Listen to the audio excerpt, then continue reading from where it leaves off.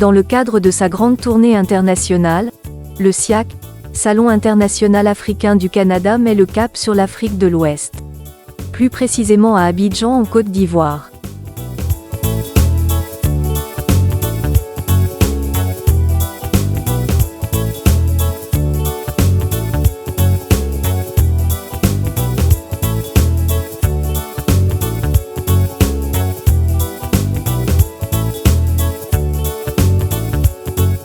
Notre mission commence ici au quartier populaire d'Abobo où nous avons rendez-vous pour un partenariat stratégique avec le directeur du Musée des cultures contemporaines Adama Tungara.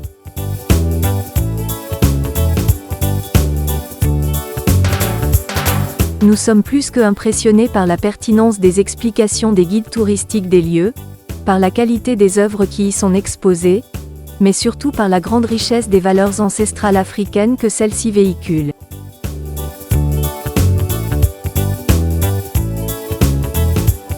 Les jours suivants, nous rendons visite au village Kiyi qui est un concept artistique et culturel unique en Afrique. L'un des principaux incubateurs artistiques dont la Côte d'Ivoire peut être fière. Le village Kiyi, ça a commencé en tant que villa Kiyi, juste une petite villa en face de l'Institut des Arts à Cocody, où on faisait quelques expositions, quelques conférences. Et puis, on a voulu aller plus loin avec la création des arts du spectacle. On avait besoin d'un espace où on est jeunes personnes. Donc, on est venu ici en 1984. Ça s'appelait toujours Villa Kiyi. Jusqu'en fin 1985, début 1986, c'est devenu le village Kiyi. Parce que notre ambition était de travailler suffisamment pour être des professionnels compétitifs à l'échelle internationale. Et donc, on est venu ici parce qu'il y avait un grand jardin, on pouvait rester dans la cour et répéter toute la journée. Il n'y avait pratiquement personne ici, c'était la seule villa du coin. Et on a aussi appelé ça village parce qu'on y vivait. On voulait un espace communautaire où les gens vivent, se marient, font des enfants, s'en vont voyager ou travailler ailleurs, puis reviennent, c'est toujours leur village. Donc voilà la notion de village, c'est un lieu de formation, un lieu de travail et de vie. Depuis 1986, donc plus précisément, on est devenu le village Kiyi.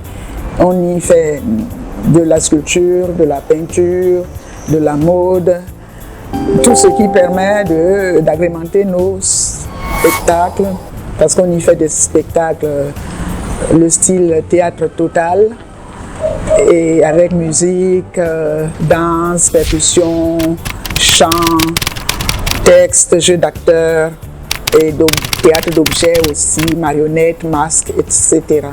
Au village Kiyi, c'est vraiment pour la promotion des cultures africaines et on y fait la formation de la jeunesse à la création et au développement par la culture. Voilà à peu près ce qu'on y fait au village Kiyi.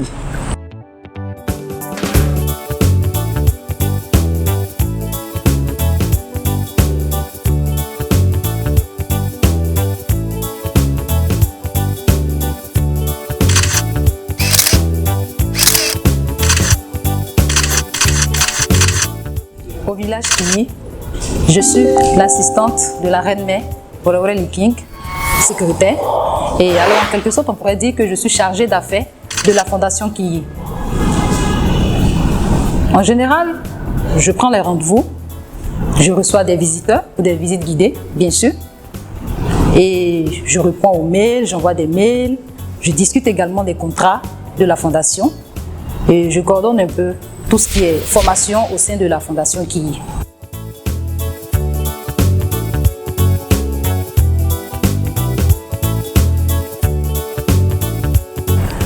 Eh bien, le partenariat avec le SIAC, c'est-à-dire le Salon international africain du Canada,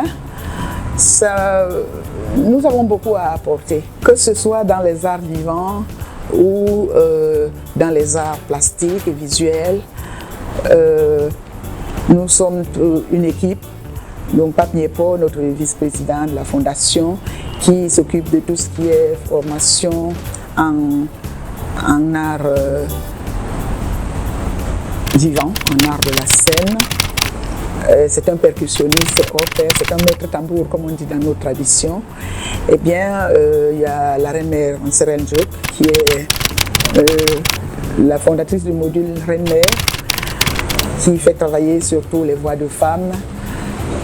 Et puis, il y a le groupe qui nous ressemble tous, le Kiimbok, le groupe Kiimbok. Et là, on peut avoir des masques, des marionnettes, des danses aussi bien traditionnelles, de différentes origines africaines, qui nous inspirent pour notre contemporanéité, parce que pour nous, la contemporanéité, c'est d'abord le panafricanisme. C'est-à-dire que tout Africain ou descendant du continent peut s'approprier toutes les cultures de tout le continent. C'est ça, et peut se battre pour la promotion de tout le continent, même quand ce n'est pas le coin de terre natal où il est venu au monde.